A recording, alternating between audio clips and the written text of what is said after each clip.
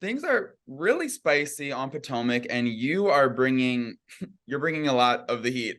I mean, this last episode was wild. The whole showdown with Karen. We brought out the picture of Blue Eyes. Ooh. How are you processing it all today, especially after the reunion?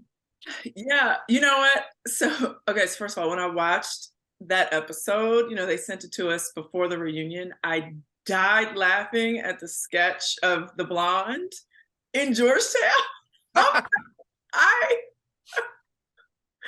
So these good. actors are hilarious. Like it was so funny, but it was just what was even funnier to me was that Karen, like those words actually came out of Karen's mouth. I'm like, you don't think you sound ridiculous right now? Like She was so specific, like she's beautiful, natural, mature, lives in Montgomery County. It almost felt like Karen was workshopping an idea for like a Hallmark movie. It was 50 Shades of Karen. Yeah.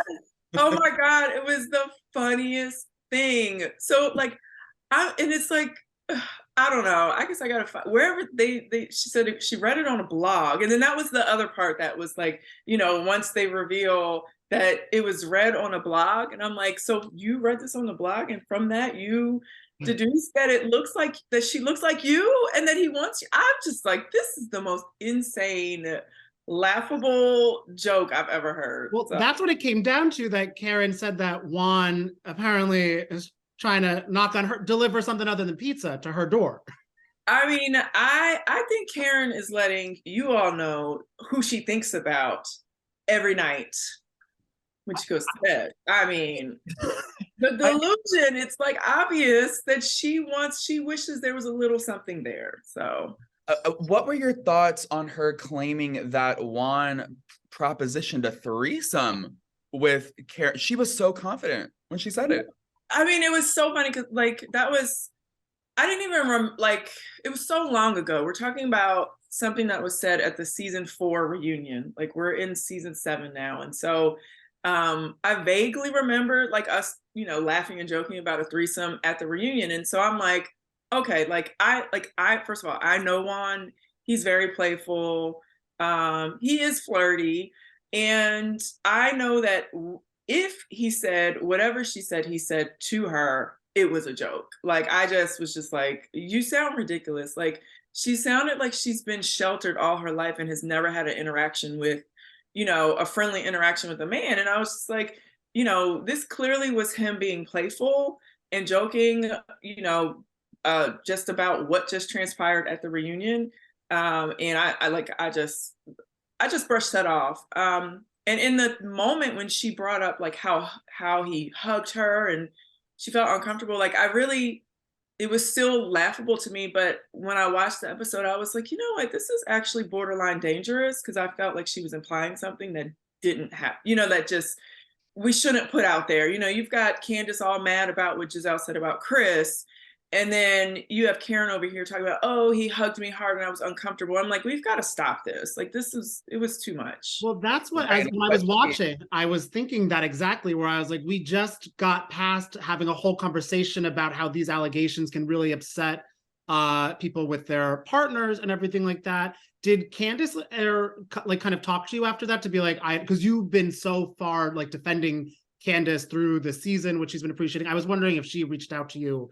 No, not at all. Not at all. No one had, and there's like, so that shows a lot of, there's a lot of double standards and hypocrisies with the show, with, certain people can say things, and when other people say it, it's like the end of the world. And so that definitely right there shows some of the double standards and hypocrisies. I mean, it was just maybe because I didn't react the same way that Candiace reacted. If I had reacted like, oh my God, how dare you, you're hurting, you're jeopardizing my husband and blah, blah, blah. Like if I had reacted in that manner, but in that moment, it was such a, like everything out of her mouth was such a joke to me.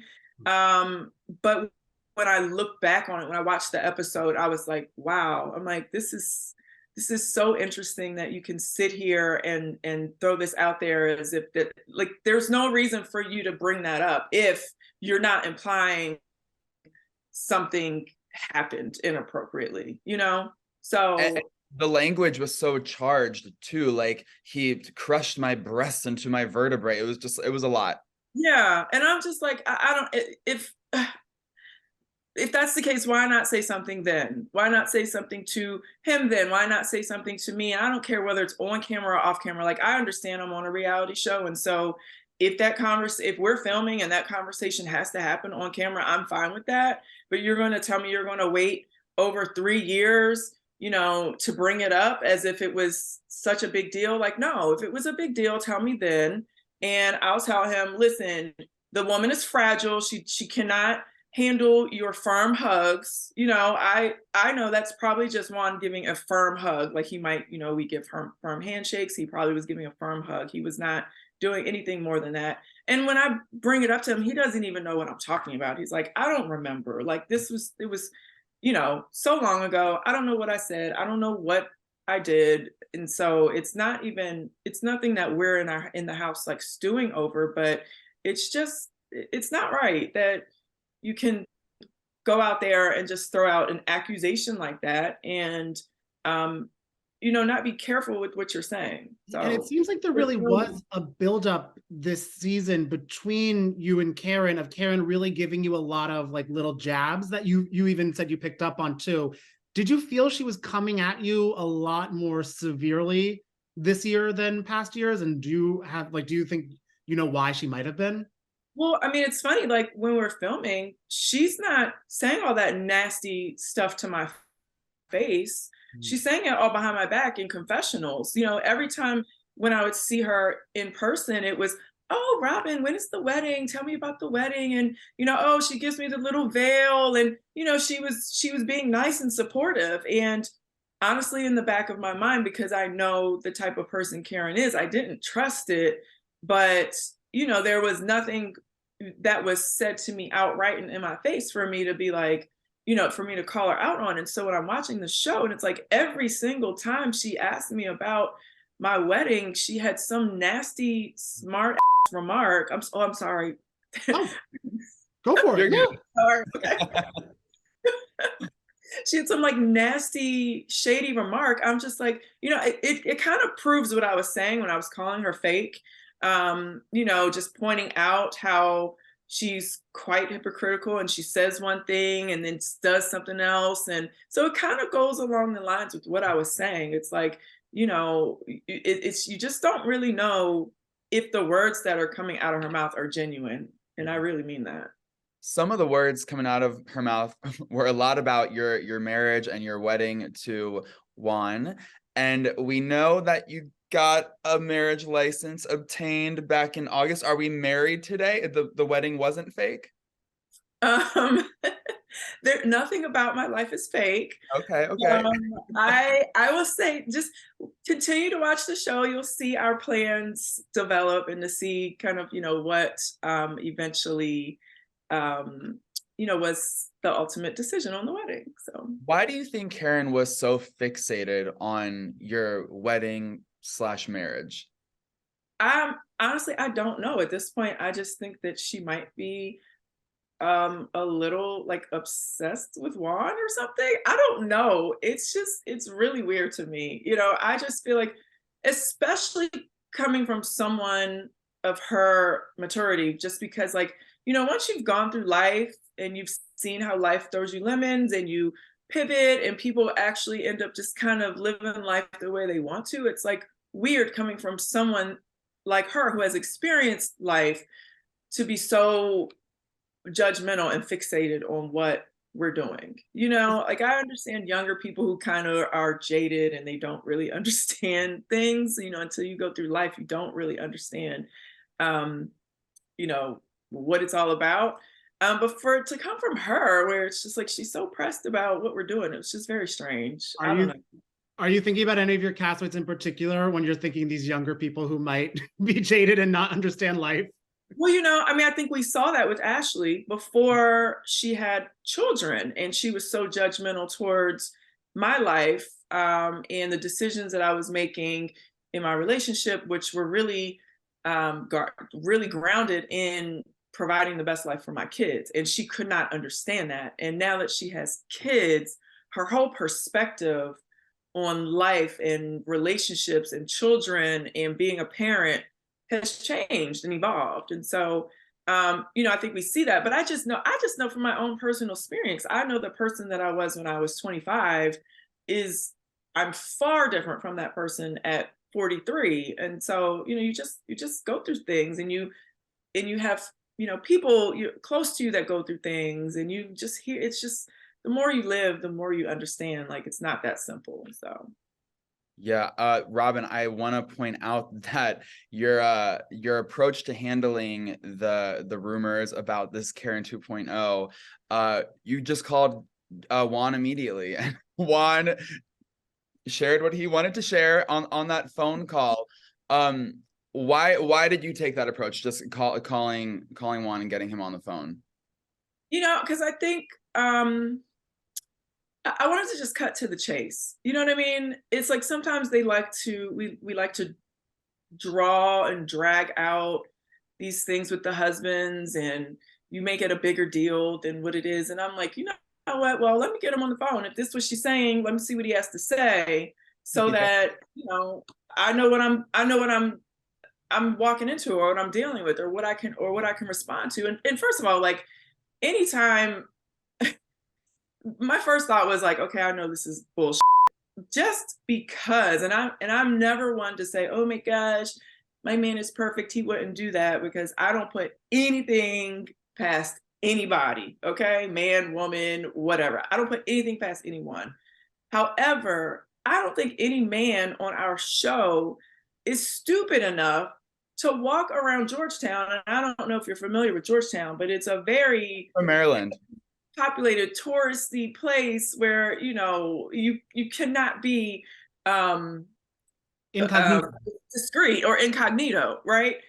And so when it was, oh, he was walking around Georgetown holding her hand, and I don't know if I forget what they show on the show and what actually, like, I remember being told in person. So I don't know if they said that. Maybe they did.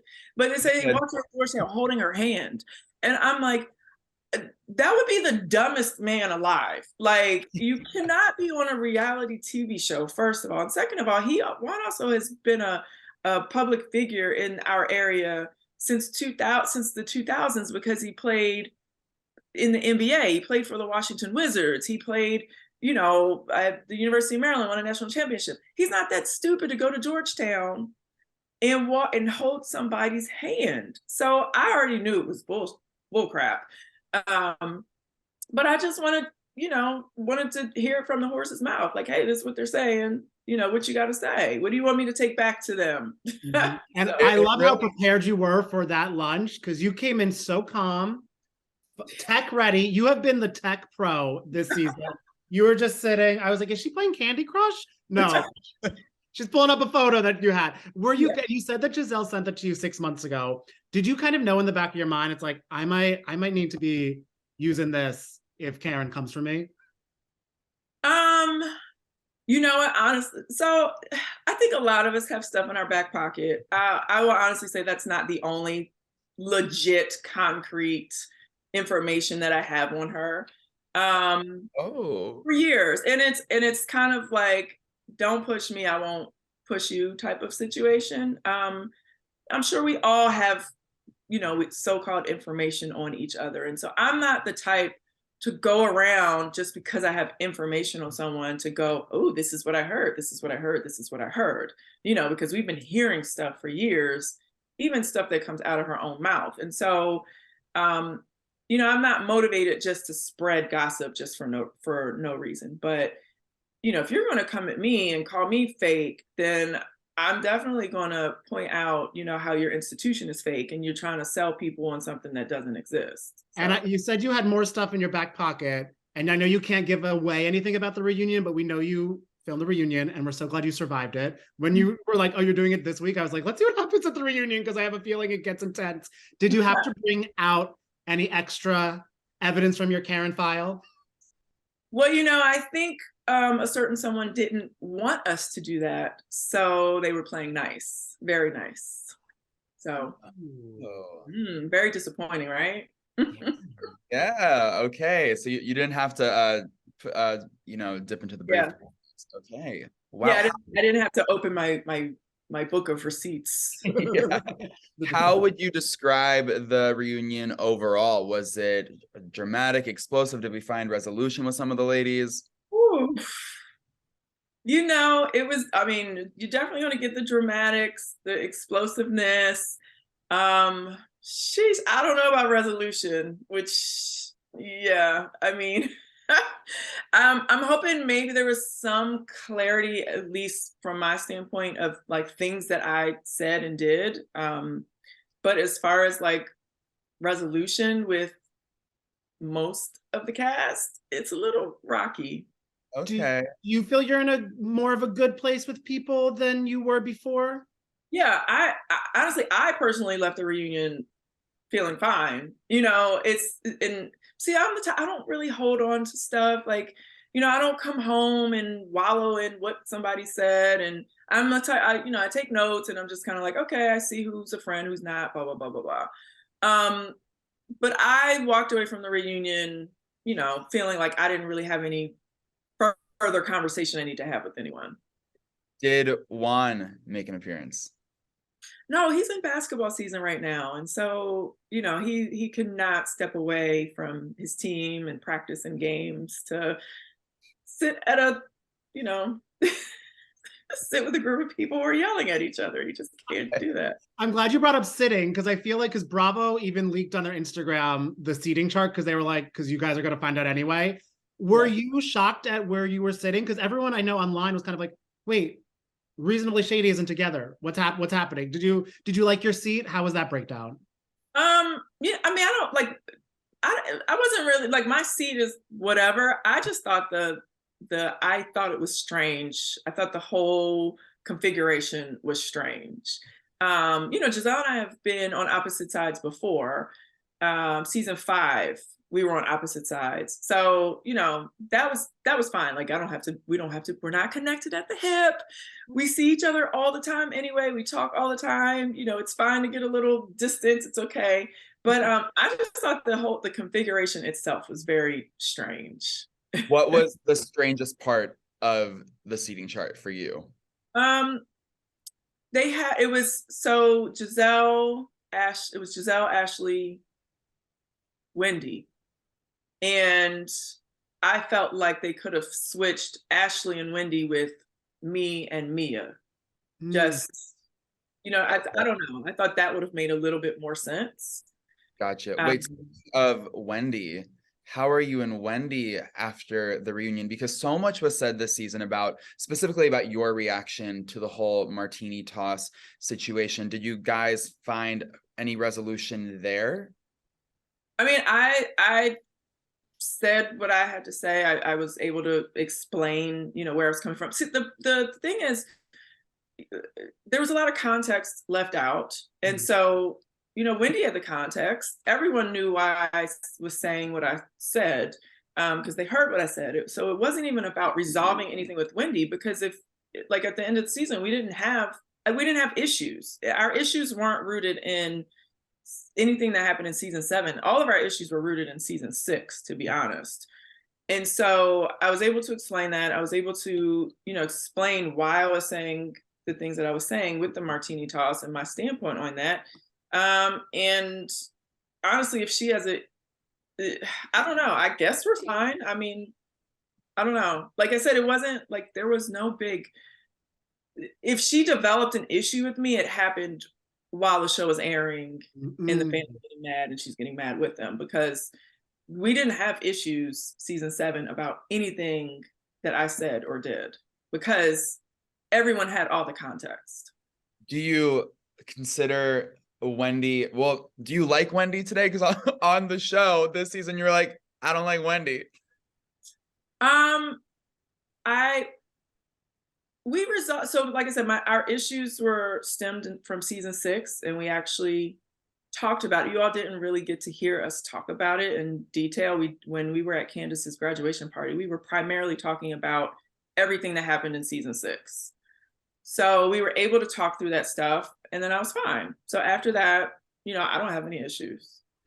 Okay. And I love how much you have been supportive of Candace, and I know that's a hard position for you, because Candiace and Gizelle, and you're kind of, I don't know if you feel it. Sometimes I feel like you're like stuck in the middle between them. Are you and Candiace also still good right now?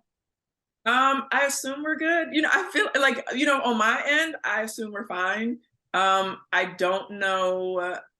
Yeah, we're fine. I mean, we sat next to each other at the reunion. We were chit-chatting. We're fine. And And yeah, it is kind of hard to be in between two friends, but that happens a lot on the show. So, you know, I can say my piece. I can give support to both of them. I can listen to both of them. I don't want to get involved in the throwing jabs or insults. But I can be a supportive friend to both of them. So it seems like nobody wants to be between maybe Mia and Wendy from that coming attraction, because it seems like they are getting, there was a potential chance that they get kind of on a more intimate level to end Mexico. That whole situation is still fuzzy to me. I mean, I'm just like, what, did something happen? Did it not? Who said what? Who did what? Who? It's a little fuzzy to me. But I understand how we get to that point sometimes, because especially on these the cast trips are long, they're draining. And I think when we finally hit the end and everyone is just, I don't care who's mad at who, it's like, oh, I'm just so happy to be able to just relax and have fun and let loose and have a good old time. And so I understand that that's probably a lot of what was going on, just them just being relieved that, like, okay, we're this trip is over and we're going home in the morning. So but yeah, we get, people, and I've, other trips I've kind of hung out after dark. And we just drink and have fun and let loose, and it's like a big weight release, because those trips are very, very exhausting. I feel like that happens pretty frequently on Potomac, where things are so dramatic, and then we get the cell phone footage and everyone's like getting along, and it's so great to see. You girls always keep the fans on their toes. We never know what's gonna happen. You can be screaming your heads off and then potentially bumping vaginas the very same night. So yeah, I think that's like the great thing about us, is like we move on very quickly from the drama. I mean, we, like, almost every episode, it's like there's a new situation, and we're not even, for the most part, we're not even carrying over stuff that happened the day before, or the morning before, like, with this whole Karen situation that you just watched, like, we literally just are yapping at each other, and then I'm like, okay, whatever, what's next, where are we going? I'm not like, oh my gosh, oh, like, and caught up on it. And so I think the fact that we're able to just like keep it moving, it helps with the group dynamic for sure. The person struggling with that a bit is Jacqueline, but mainly because her and Mia have like a multiple decade-long friendship and like almost like family ship, which is hard. Do you feel hope for them? Because it's been breaking my heart watching them just kind of like separate.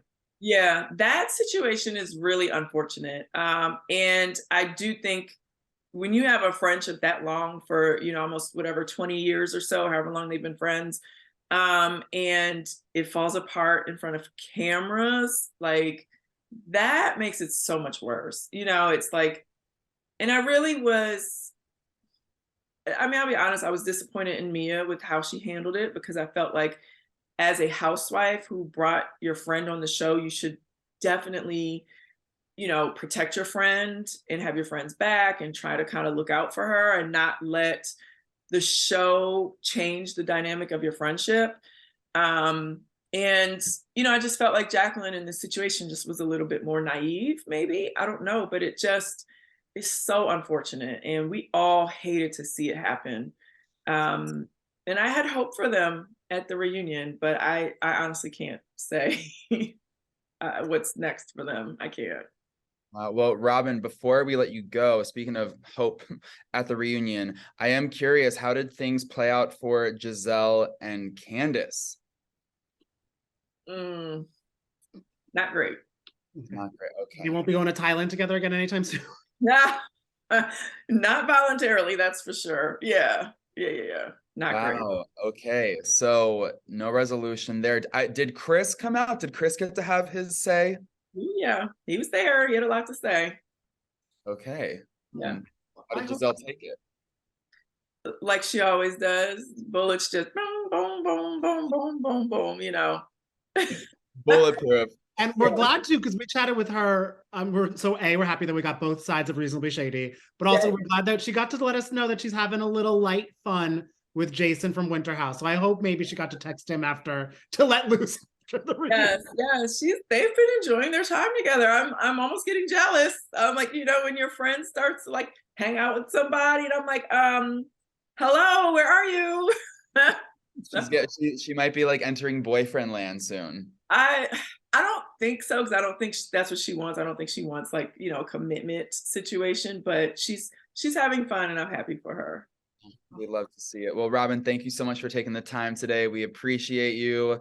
Thank you so much. I appreciate your time.